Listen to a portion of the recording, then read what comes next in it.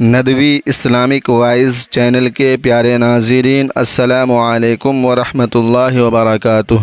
معزز سامعین کرام، بہت ہی ایک اچھا سوال سنانے جا رہا ہوں کہ رات کو بستر پر لیٹ کر بغیر وضو کے آیت الکرسی یا چاروں قل یا درود شریف یا دیگر اوراد و وظائف، سونے کی دعا، یہ اذکار قرآن پاک کی تلاوت آیت الکرسی بغیر وضو کے اور پھر لیٹ کر یہ پڑھ سکتے ہیں یا نہیں، جائز ہے یا نہیں؟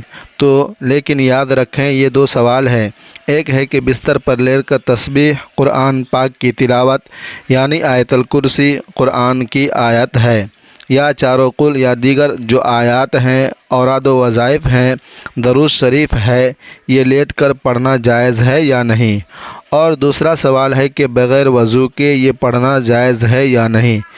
تو انشاءاللہ ان دونوں سوالوں کے سلسلے میں کچھ سنانے جا رہا ہوں، کیونکہ بہت سارے لوگوں کی یہ عادت ہوتی ہے کہ وہ رات کو سونے سے پہلے بستر پر لیٹ کر وہ قرآن پاک کی تلاوت کرتے ہیں، یعنی آیت الکرسی پڑھتے ہیں، اور پڑھنی چاہیے، اس کی بڑی فضیلت ہے۔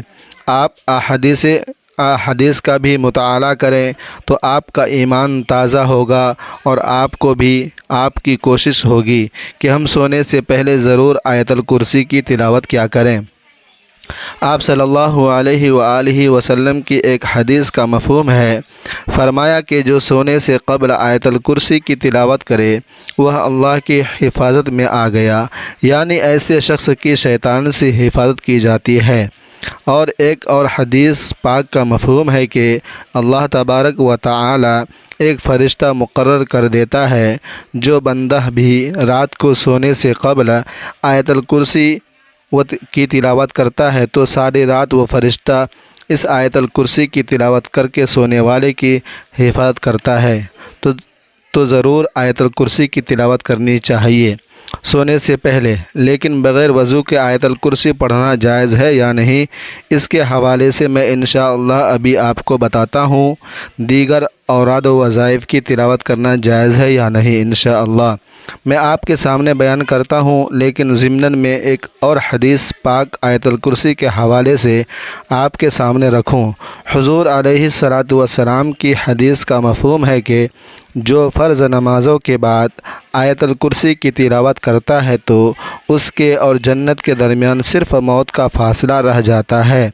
آپ اندازہ لگائیں کہ آیت الکرسی کی تلاوت کرنا، اس کو پڑھنا فرض نمازوں کے بعد، یہ جو 5 فرض نمازیں ہیں، فجر، ظہر، عصر، مغرب، عشاء، تو فرض نمازوں کے بعد آیت الکرسی کی تلاوت کرنا، اس کا پڑھنا، یہ کتنا باعث برکت ہے، کتنا بڑا اس کا فائدہ ہے، کتنی بڑی اس کی فضیلت ہے کہ جیسے ہی اس کی اس دنیا میں آنکھ بند ہوگی تو اس کی پھر آنکھ جنت میں کھلے گی، یعنی صرف موت کا فاصلہ رہ جائے گا اس بندے کے اور جنت کے درمیان میں۔ تو آیت الکرسی کی تلاوت کرنا، اسی طرح دیگر اوراد و وظائف، نبی پاک علیہ الصلاۃ والسلام کی حدیث کا مفہوم ہے کہ جو سونے سے قبل لا الہ الا اللہ محمد الرسول اللہ، یہ جو پہلا کلمہ ہے، پورا پڑھ لیں یا اتنا پڑھ لیں، اس میں کوئی مطلب حرج نہیں۔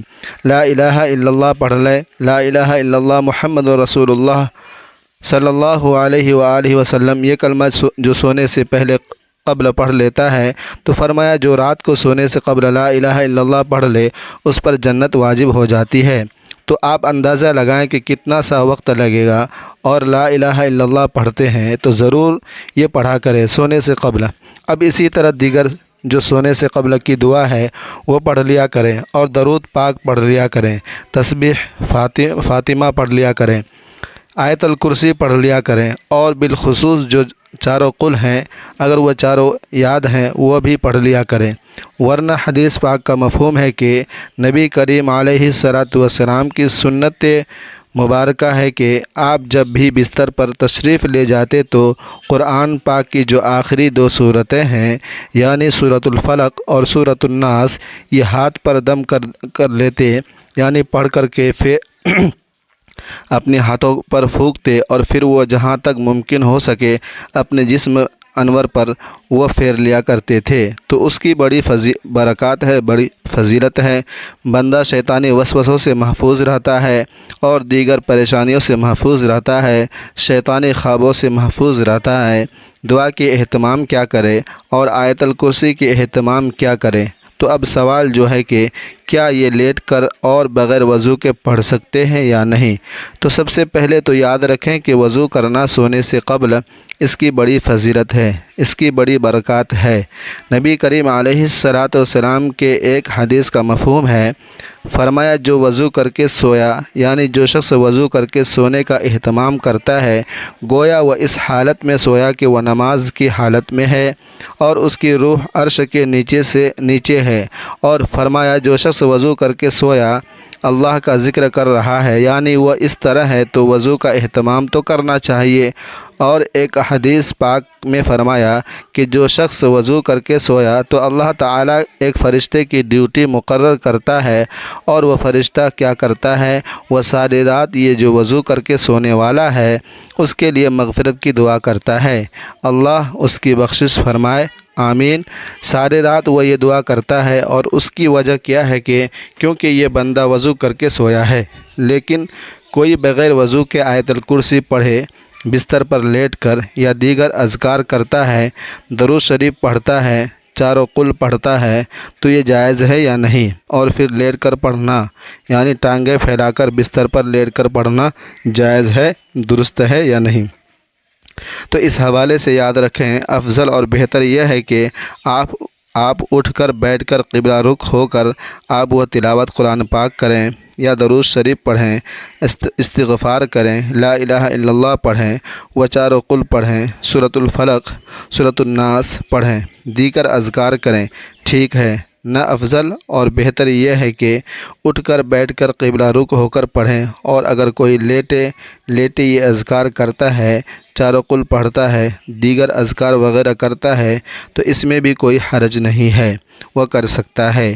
یعنی قرآن پاک کی تلاوت نہ کر سکتا ہے، آیت الکرسی پڑھ سکتا ہے، دیگر اذکار وہ لیٹے کر سکتا ہے۔ لیکن اس میں علماء کرام یہ فرماتے ہیں کہ اس وقت کم از کم اپنے پاؤں جو ہے وہ پھیلائے ہوئے نہ رکھے، یعنی ادب کے زیادہ قریب یہ ہے کہ جب وہ تلاوت قرآن کر رہا ہو، دیگر اذکار کر رہا ہو، تو اس وقت کم از کم اپنے پاؤں سمیٹ لیں، تو یہ ادب کے زیادہ قریب ہے۔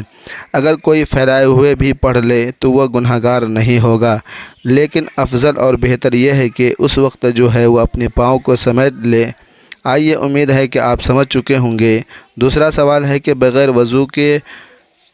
وضو کے پڑھنا جائز ہے یا نہیں؟ یہ قرآن پاک کی آیت ہے، سورۃ الناس، سورۃ الفلق اور قرآن پاک کی یہ صورتیں ہیں، تو یہ پڑھنا بغیر وضو کے بستر پر لیٹ کر یہ جائز ہے یا نہیں؟